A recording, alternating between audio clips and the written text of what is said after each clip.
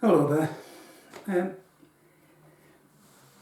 this is a video I promised to make for a good buddy of mine, Gavin Booth.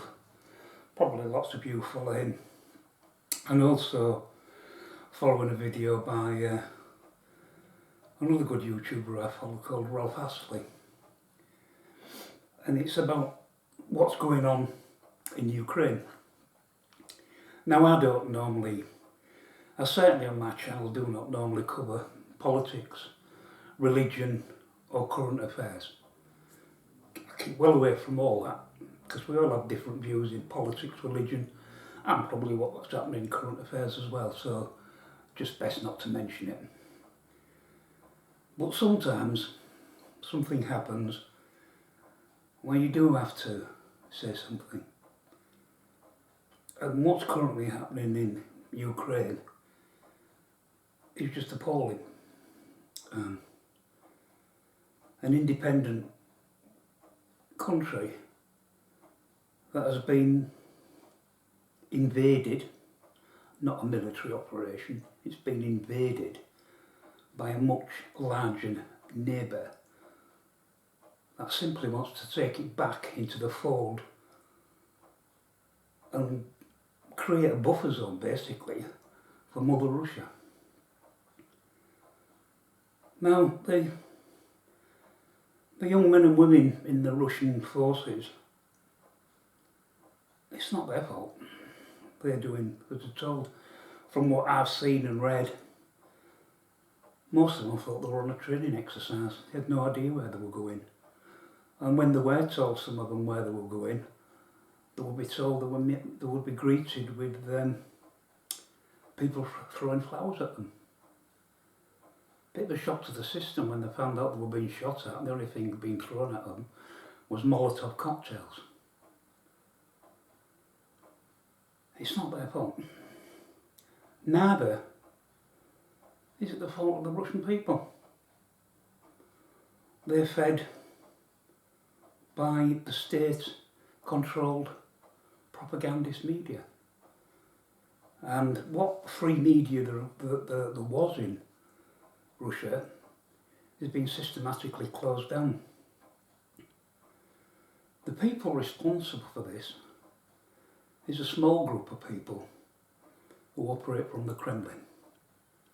That's who's responsible for this. I thought the days of the Cold War were over 30 so years ago. We all, well, not all of us, I can't speak for you, but I served during the Cold War in the Royal Navy, and I knew that if it went hot, which it was pretty likely to do then in the 1970s, that I'd be there bouncing around in the North Atlantic on a frigate and I'd have to take my chances. But I knew that, I accepted it. Fortunately, it never went hot. But when the Berlin Wall fell, I thought, it was the end of all that. I thought that finished. The Warsaw Pact and NATO, I thought it's all finished now. I mean, NATO, we even started to disarm. Look at the levels of our troops now. But the little man in the Kremlin has decided he wants another Russian Empire. Apparently, the day the Berlin Wall fell down, he was a lieutenant colonel in the KGB, and he described it as the worst day of his life. And I think he spent the last 20 odd years as president trying to make sure that it comes back again. Well, he's taken two parts of Ukraine in the east, which are now puppet states under Russian control. He swanned into the Crimea and took that over. Nobody did anything. And now it seems he's trying to create a corridor along the Black Sea, right from the Crimea and up through the two puppet states he's created in Ukraine. I don't know what the end game is, what he's trying to achieve. Is he trying to achieve a buffer zone?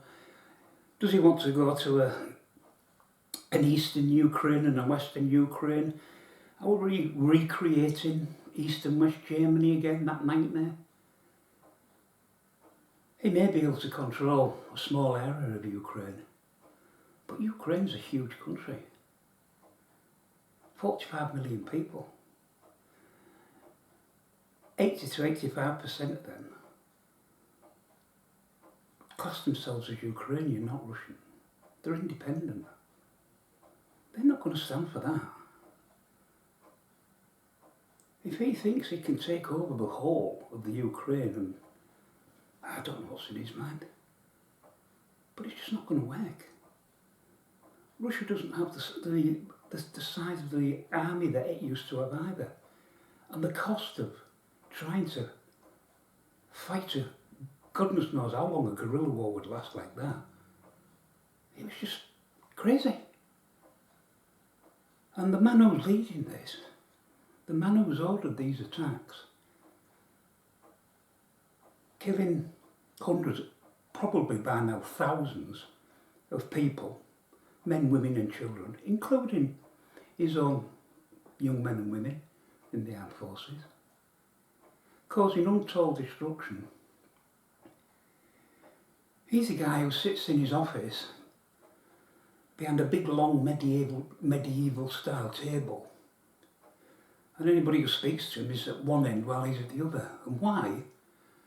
Because this big tough guy, who's not afraid to send people to the deaths, is terrified of catching COVID. Really? That's who we're dealing with. And of course, he's a little man with a big stick, isn't he? He can point to the big red button on his desk. So if things don't go his way, he reckons he might be able to press it. Well, yeah, he can. But he won't enjoy the fruits for very long, because the world will come to an end, won't it? It'll be nuclear obliteration for everybody. Mutual assured destruction, mad. The very thing that we've been trying to avoid since the end of the Second World War. I don't know how this is going to end, but we do need to show in our community, whether we're war gamers, miniature gamers, painters, whatever, we do need to show our solidarity with Ukraine. It's an independent country. They've been free of the Russian yoke for over 30 years. They enjoy the Western lifestyle. They don't want to go back to the Soviet era. Neither does Poland, neither do the Baltic states, neither does Hungary, the Czech Republic, etc. They like being part of the West and the freedom that it gives them. I just hope it continues to be like that.